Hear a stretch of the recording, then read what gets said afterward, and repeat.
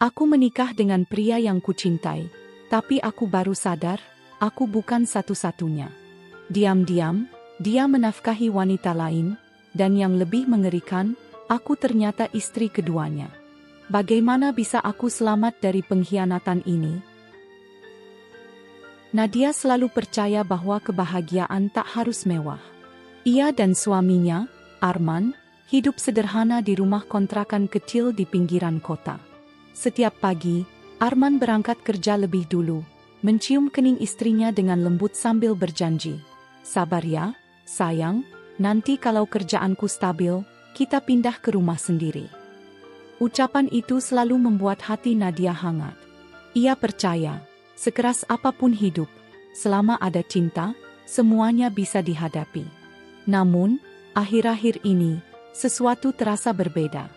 Arman mulai sering pulang larut malam, bahkan kadang tak memberi kabar sama sekali. Saat ditanya, jawabannya selalu sama, lembur, "Nat, banyak kiriman yang harus diantar." Nadia ingin percaya, tapi ada sesuatu dalam nada suaranya yang berubah. Dingin, jauh, seperti ada jarak yang tak bisa dijelaskan. Malam itu, Nadia sedang menyiapkan makan malam.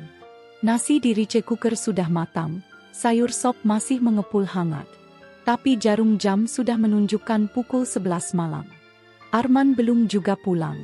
Nadia mencoba menelepon, tapi ponselnya tak aktif. Ia menatap meja makan yang terhidang rapi. Dua piring di sana seperti sedang menatap balik dengan perasaan kosong. Ketika suara motor akhirnya terdengar di depan rumah, Nadia berlari kecil dengan lega. Tapi senyumnya sirna ketika melihat Arman turun tanpa menatapnya. Wajahnya letih, matanya redup. "Sudah makan?" tanya Nadia pelan. "Udah," jawab Arman singkat sambil meletakkan tas kerjanya. Ia langsung masuk kamar mandi, meninggalkan Nadia yang terdiam. Saat Arman tidur, Nadia duduk di tepi ranjang, menatap wajah suaminya yang tampak lelah tapi entah kenapa, terasa asing. Ponsel Arman bergetar di meja. Sekilas, Nadia melihat layar menyala, ada notifikasi pesan masuk. Tapi ponsel itu kini sudah dikunci dengan pola. Sesuatu yang belum pernah ia lakukan sebelumnya. Hati Nadia bergetar. Untuk pertama kalinya, ia merasa seperti orang asing di rumahnya sendiri. Cinta memang bisa membuat seseorang bertahan, tapi juga bisa membutakan. Malam itu, Nadia tak tahu bahwa senyum lembut suaminya menyimpan rahasia yang kelak menghancurkan seluruh hidupnya. Malam itu, Nadia menatap layar ponsel Arman yang terkunci, seolah benda kecil itu menyimpan seluruh rahasia hidupnya. Suara napas Arman yang teratur di sebelahnya justru membuat hatinya semakin gelisah. Ia ingin percaya, tapi ada sesuatu yang terus mengganjal di dada. Keesokan paginya, Arman sudah pergi sebelum fajar. Di meja makan hanya ada secarik kertas. "Aku keluar lebih pagi, ada kiriman keluar kota. Jangan tunggu makan malam, sayang." Tulisan tangan itu tampak tergesa-gesa, seperti ingin menutupi sesuatu. Hari-hari berikutnya berjalan aneh. Arman makin jarang di rumah. Gajinya selalu habis sebelum akhir bulan, padahal kebutuhan mereka tak banyak. Ketika Nadia bertanya soal uang belanja, Arman hanya menjawab pendek, "Ada keperluan kantor." Tapi malam-malam berikutnya, Nadia mulai memperhatikan. Arman sering membawa amplop coklat dari kantor. Lalu keesokan paginya, amplop itu sudah tak ada.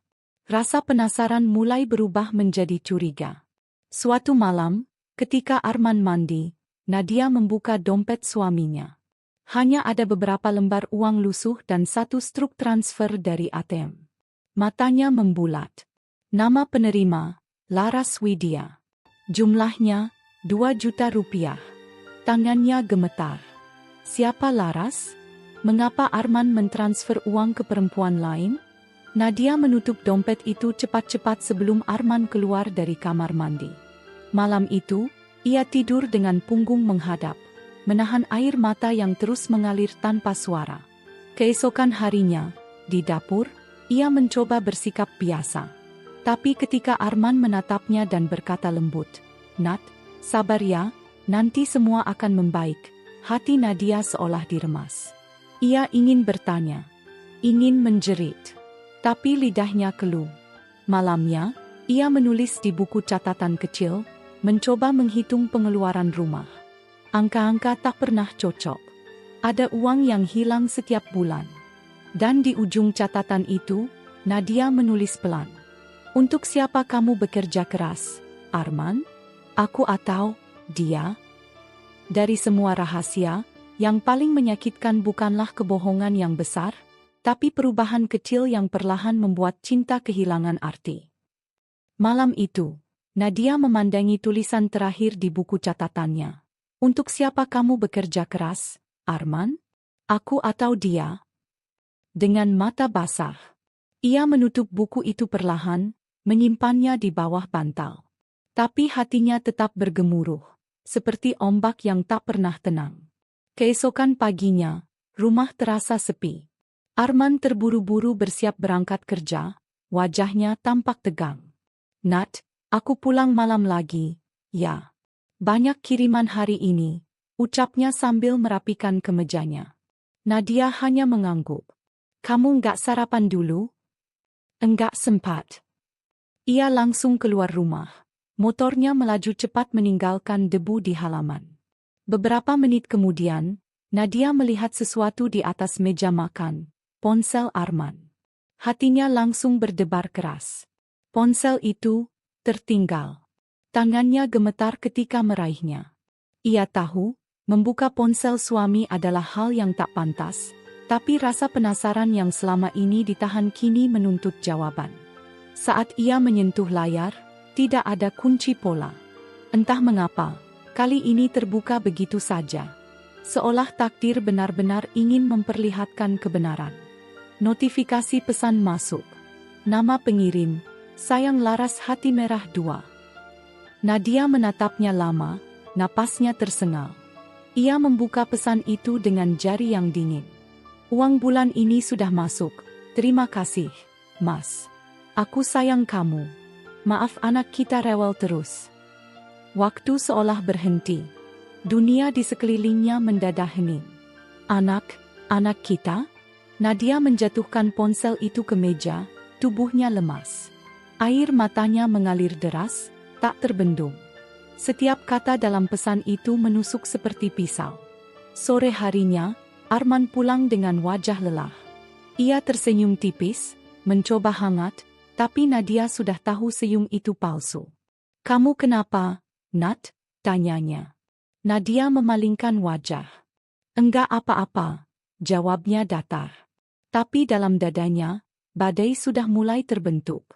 Kadang, kebenaran tak datang lewat pertengkaran, tapi lewat kebetulan kecil yang menghancurkan segalanya. Dan bagi Nadia, satu pesan singkat sudah cukup untuk mengubah arti rumah tangga menjadi rahasia yang gelap. Sejak malam itu, kalimat dalam pesan, maaf anak kita rewel terus bergema di kepala Nadia. Setiap kali Arman berbicara, senyum itu tak lagi terlihat tulus. Setiap sentuhannya terasa dingin. Seolah di antara mereka kini berdiri dinding tak kasat mata yang terbuat dari kebohongan.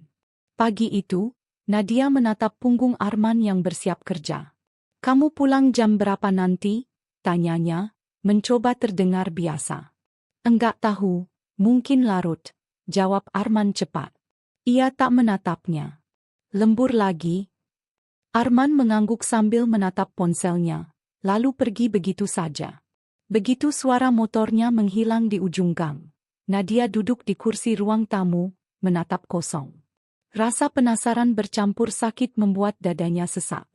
Ia tahu, diam saja hanya akan membuatnya hancur pelan-pelan. Ia harus tahu siapa Laras sebenarnya. Sore itu, saat Arman masih di luar, Nadia memutuskan mengikuti suaminya diam-diam.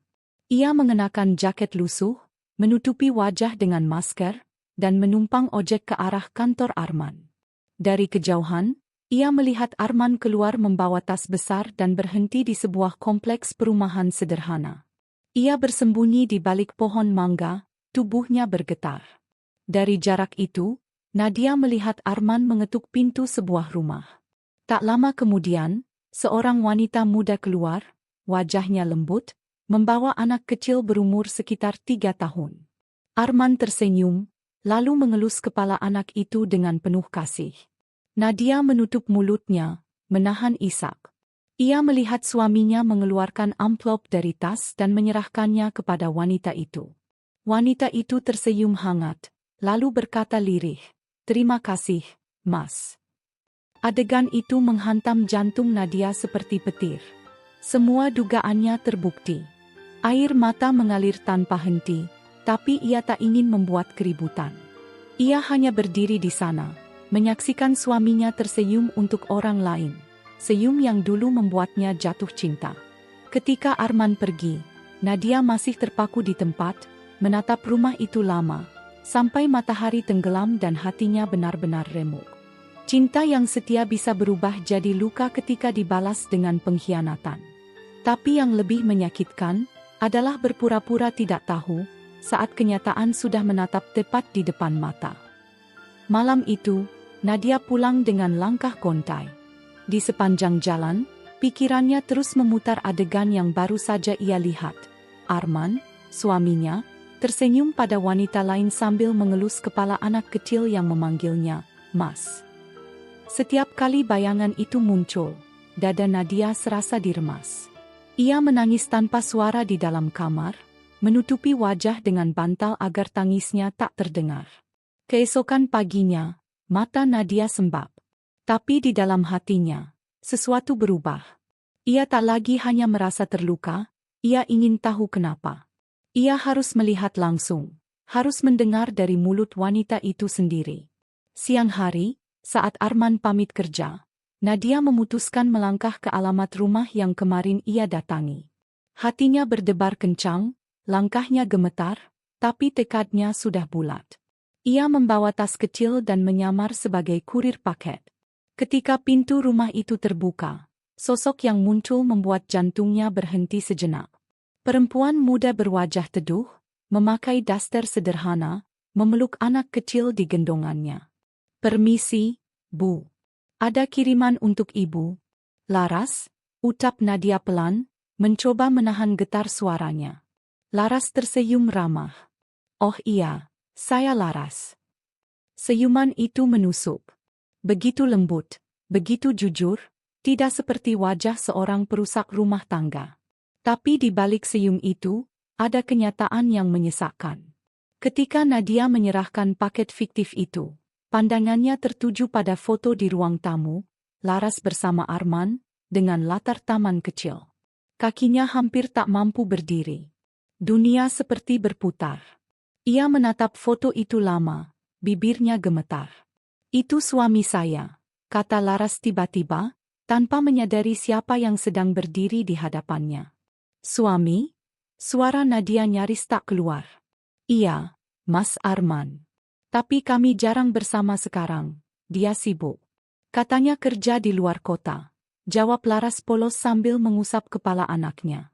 Nadia tersenyum kaku, matanya berkaca-kaca. "Oh, iya, tentu. Terima kasih, Bu." Ia melangkah pergi dengan langkah lunglai, menahan napas agar tidak menangis di depan rumah itu. Terkadang, yang paling menyakitkan bukanlah ditinggalkan, tapi menyadari bahwa selama ini, cinta yang kau perjuangkan ternyata hanyalah peran yang dimainkan oleh dua hati yang tertipu. Langkah kaki Nadia terasa berat saat meninggalkan rumah Laras. Suara tawa anak kecil dari dalam rumah masih terdengar samar di telinganya, seperti pisau kecil yang terus mengiris hati. Di setiap langkahnya, hanya ada satu pertanyaan yang bergema, siapa aku bagi Arman? Malam itu, Nadia duduk di ruang tamu sendirian. Lampu temaram, jam dinding berdetak lambat. Ia menatap buku nikahnya yang tergeletak di meja, mencoba mengingat hari pernikahannya. Senyum Arman, janji di depan penghulu, cincin yang melingkar di jari. Semuanya terasa palsu sekarang. Tangannya gemetar saat membuka laci meja. Di dalamnya, ia menemukan map biru berisi beberapa dokumen lama yang pernah diberikan Arman. Awalnya, ia ingin membuangnya. Tapi sesuatu mendorongnya untuk membuka kembali. Di antara tumpukan kertas, matanya berhenti pada selembar fotokopi akta kelahiran anak atas nama Rafa Arman Prasetyo. Ayah, Arman Prasetyo. Ibu, Laras Widya. Tahun kelahiran, 2 tahun sebelum Nadia menikah. Tubuh Nadia bergetar hebat. Ia menutup mulut, menahan isak yang nyaris meledak. Semua bukti sudah di depan mata. Arman bukan hanya berselingkuh. Ia punya keluarga lain bahkan sebelum menikahinya. Namun di antara semua rasa sakit itu, ada hal yang lebih membingungkan.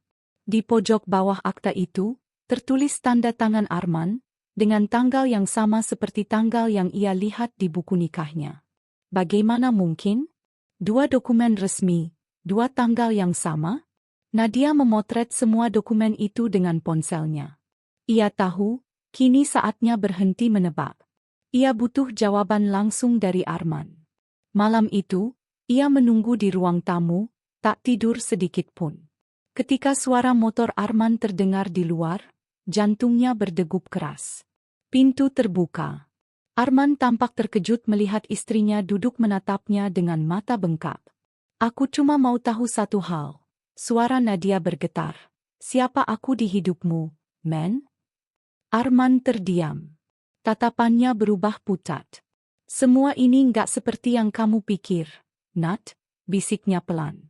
"Kadang kebenaran datang sedikit demi sedikit, cukup untuk menghancurkan, tapi belum cukup untuk menjelaskan." Dan malam itu, hati Nadia baru mulai retak, belum sepenuhnya hancur. Suara Arman terdengar berat di udara malam yang hening.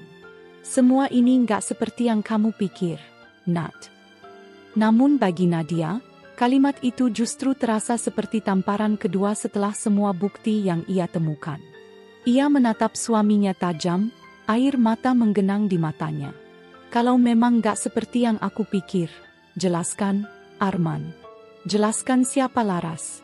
Jelaskan kenapa ada anak yang pakai nama kamu sebagai ayahnya." Arman terdiam, menunduk. Suara napasnya terdengar berat, seperti seseorang yang sedang menanggung beban besar. "Dengar dulu, Nat," ucapnya pelan. "Aku memang kenal Laras. Tapi itu dulu. Aku cuma bantu dia." "Bantu?" Nadia nyaris berteriak. "Bantu sampai transfer uang tiap bulan? Sampai kamu punya anak darinya?" Suasana rumah menjadi mencekam. Hanya detik jam di dinding yang terdengar jelas. Arman berusaha meraih tangan Nadia, tapi wanita itu menepisnya keras. "Jangan sentuh aku," suaranya pecah, penuh luka. "Aku udah cukup sabar, men. Aku tutup mata selama berbulan-bulan, berharap semua cuma salah paham. Tapi ternyata yang salah itu aku, karena terlalu percaya sama kamu." Arman menunduk, wajahnya tertutup bayangan lampu. "Aku nggak bisa jelaskan sekarang, Nak. Tolong, kasih aku waktu." "Waktu?" Nadia tertawa miris. "Kamu udah yolong cukup banyak waktu dari aku. Bertahun-tahun aku hidup dalam kebohonganmu."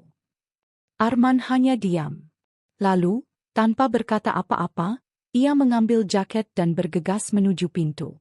"Arman," panggil Nadia, tapi suaminya tak menoleh. Pintu tertutup dengan bunyi keras. Keheningan kembali menyelimuti rumah.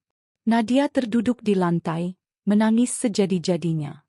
Di antara isak yang tak berhenti, ia berbisik lirih. "Dia bahkan gak berani menatap mataku." Di luar, Arman menyalakan motornya dan menghilang dalam gelap malam. Sementara di dalam rumah, Nadia hanya bisa memandangi buku nikah di meja. Simbol cinta yang kini berubah jadi bukti kebohongan. Kadang cinta tak berakhir dengan perpisahan. Ia mati perlahan, terbunuh oleh keheningan dan kebohongan yang tak lagi bisa dijelaskan. Malam itu, Nadia duduk sendirian di ruang tamu yang kini terasa asing. Pintu yang baru saja dibanting Arman masih bergetar dalam ingatannya. Suara motor yang menjauh seolah menjadi simbol dari sesuatu yang hancur. Kepercayaan, cinta, dan seluruh harapan yang pernah ia punya. Ia menatap buku nikah di atas meja, membuka halamannya perlahan. Di sana tertulis jelas nama mereka berdua. Arman Prasetyo dan Nadia Rahma. Tanggalnya sah, tanda tangannya nyata. Tapi mengapa rasanya seperti dusta yang tertulis rapi di atas kertas suci? Keesokan harinya, mata Nadia bengkak. Tapi tekadnya lebih kuat dari rasa sakit. Ia memutuskan kembali ke rumah Laras. Bukan untuk marah, tapi untuk mencari kebenaran yang selama ini Arman sembunyikan. Ketika pintu rumah itu terbuka, Laras tampak terkejut. "Kamu? Kurir kemarin, kan?" Nadia menatapnya dalam. "Kita perlu bicara, Bu Laras." Nada suaranya tegas, namun gemetar menahan emosi. Mereka duduk di ruang tamu. "Aku cuma mau tanya satu hal," kata Nadia. "Arman Prasetyo, suami kamu?" Laras tampak ragu, tapi akhirnya mengangguk pelan. "Iya, suamiku. Kami menikah 5 tahun lalu. Tapi sekarang dia jarang pulang, katanya kerja di luar kota." Hati Nadia seolah berhenti berdetak. Ia mengeluarkan buku nikahnya dari tas, meletakkannya di atas meja. "Lalu ini apa?" Laras memandang buku itu, lalu wajahnya pucat. Ia mengambilnya dengan tangan gemetar. "Ini, enggak mungkin." Nadia menatapnya dengan air mata yang jatuh perlahan. "Nomor akta ini sama, Laras. Nomor yang sama. Artinya..." Kata-kata Nadia terhenti, tapi keduanya tahu apa artinya itu. Suasana jadi hening. Hanya suara napas mereka yang saling bertabrakan dalam ruang sempit itu. Laras menjatuhkan buku nikah ke meja, menatap Nadia dengan mata merah. "Berarti, kita berdua, istrinya Arman?" Nadia menutup wajahnya, bahunya bergetar menahan tangis. Dua perempuan, satu nama suami, dua hati yang sama-sama terluka karena cinta yang sama. Tak ada luka yang lebih dalam dari mencintai seseorang yang membagi janji sucinya. Dan di ruang tamu kecil itu, dua istri menangis dalam kebisuan, terikat oleh nama lelaki yang sama. Tangis dua perempuan itu masih menggema di ruang tamu kecil milik Laras. Air mata mereka bercampur antara marah, kecewa, dan tidak percaya. Dunia seolah runtuh dalam sekejap. Bukan karena kehilangan cinta, tapi karena sadar mereka ternyata hidup dalam kebohongan yang sama. Nadia menatap Laras dengan pandangan kosong. "Kita, sama-sama korban," bisiknya lirih. Laras mengangguk, suaranya serak. "Aku juga nggak tahu kalau dia menikah lagi. Arman bilang, pernikahan kami sudah nggak bisa diselamatkan. Tapi dia nggak pernah kasih surat cerai." Belum sempat mereka melanjutkan, suara motor berhenti di depan rumah. Nadia mengenali suara itu. Jantungnya berdegup cepat. "Arman." Pintu terbuka perlahan. Wajah Arman muncul di ambang pintu. Kaget, panik, matanya langsung berpindah antara dua wanita yang duduk saling berhadapan. "Arman," suara Nadia bergetar. "Kenapa kamu nggak bilang dari awal?" Laras berdiri, wajahnya memerah menahan air mata. "Kamu pikir kami ini mainan, men? Dua perempuan yang kamu bahagiakan dengan kebohongan yang sama?" Arman menunduk, tubuhnya gemetar. "Aku salah, aku nggak bisa bela diri. Tapi aku cuma nggak mau kehilangan salah satu dari kalian." "Kehilangan?" Nadia tertawa getir. "Kamu malah kehilangan segalanya dengan cara ini." Arman menatap mereka berdua dengan mata berkaca. "Aku sayang kalian, dua-duanya. Laras ibu dari anakku. Tapi Nadia, kamu cahaya yang datang waktu hidupku gelap. Aku nggak pernah berniat nyakitin kalian." Nadia menatapnya tajam. "Tapi kamu sudah nyakitin kami, men. Dengan setiap kebohongan yang kamu pelihara." Laras terisak, memeluk anak kecil yang baru keluar dari kamar. "Lihat, men. Ini yang kamu buat. Dua rumah, dua hati, semua hancur." Arman berlutut, air matanya jatuh. "Aku cuma ingin menafkahi kalian berdua, tanggung jawabku ke anakku, tapi juga cintaku ke Nadia." Namun bagi dua wanita itu, kalimatnya hanya terdengar seperti luka yang diulang-ulang. Nadia berdiri, Suaranya pelan tapi tegas. Cinta nggak pernah bisa dibagi, men. Dan kamu sudah membagi segalanya kecuali kejujuran. Kadang, pengakuan tak membawa kelegaan. Ia justru membuka luka yang lebih dalam.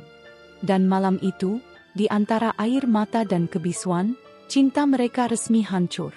Bukan karena benci, tapi karena kebenaran yang datang terlambat. Malam itu, rumah Laras terasa hening setelah konfrontasi yang memuncak. Arman duduk di sofa, wajahnya pucat dan letih. Sementara Nadia berdiri di tengah ruang tamu, menatapnya tanpa kata. Laras duduk di pojok, memeluk anaknya erat-erat, seolah ingin menahan kenyataan yang menghancurkan. Nadia menutup mata sejenak. Semua emosi yang selama ini ia pendam, dikhianati, dicurangi, dikhawatirkan, memuncak. Arman, yang dulu menjadi dunia bagi hatinya, kini hanyalah simbol luka yang tak terobati. Ia tahu, malam itu, ia harus membuat keputusan. Arman, suara Nadia pelan tapi tegas, aku nggak bisa lagi hidup dalam kebohongan ini. Arman menunduk, tak mampu menatap mata istrinya. Nat, aku bisa jelaskan. Terlambat, Nadia potong. Kamu mungkin pikir kamu bisa menafkahi dua hati dengan cinta yang sama. Tapi cinta itu nggak pernah bisa dibagi, men. Aku memilih untuk pergi. Arman terdiam, air matanya jatuh. Ia mencoba meraih tangan Nadia, tapi Nadia menarik diri. Menahan diri agar tak roboh dalam pelukan suaminya sendiri. Laras menatap mereka. Wajahnya lelah namun lega karena Nadia akhirnya berbicara. Nadia mengambil koper kecil yang telah ia siapkan diam-diam sejak beberapa hari terakhir. Ia menatap Arman sekali lagi, mata yang merah namun penuh keteguhan. Aku pergi, bukan karena aku benci, tapi karena aku menghargai diriku sendiri. Langkahnya terasa berat, tapi setiap langkah membawa kekuatan baru. Ia menoleh sebentar ke arah Laras, yang tersenyum tipis penuh simpati. Dua perempuan, satu rumah, satu nama. Sekarang bisa memilih jalan masing-masing tanpa saling menyakiti lebih jauh. Di luar rumah, udara malam dingin menusuk, namun Nadia merasa lega. Untuk pertama kalinya dalam berbulan-bulan, ia menarik napas panjang tanpa beban kebohongan. Cinta Arman mungkin pernah mengisi hatinya, tapi kebenaran yang terlambat mengajarkan satu hal. Harga diri lebih berharga daripada kebahagiaan yang palsu. Terkadang, cinta tak cukup untuk melawan kebohongan. Aku memilih luka yang jujur daripada bahagia yang palsu. Dan meski hatiku hancur, aku tahu, ini adalah langkah pertama menuju hidup yang bebas. Dengan langkah tegas, Nadia meninggalkan rumah itu, membawa harapan baru di tengah hati yang remuk, meninggalkan bayangan suami yang diam-diam telah menjadi dua dunia yang berbeda. Hidup Nadia mengajarkan kita satu hal penting.